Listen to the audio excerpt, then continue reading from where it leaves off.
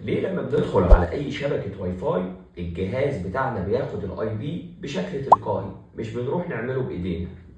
وده بيحصل علشان احنا عندنا حاجة اسمها DHCP سيرفر، وده اختصار لدايناميك هوست كونفيجريشن بروتوكول، وكل وظيفته انه بيعمل الاربع حاجات اللي قدامنا دول: اي بي ادريسز، سبنت ماسك، ديفولت جيت واي، او حتى الدي ان اس، وبيعمل كل الحاجات دي بشكل اوتوماتيك.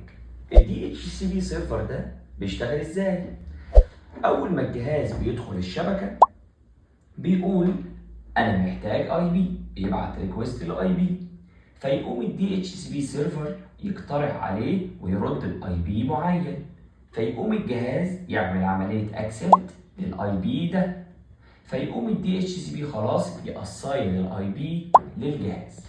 والعمليه دي كلها اسمها دي او ار اي. يعني ايه دي او ار اي؟ وده اختصار لكلمة discover، زي ما احنا قلنا ان الجهاز بيبعت ريكوست او بيدور.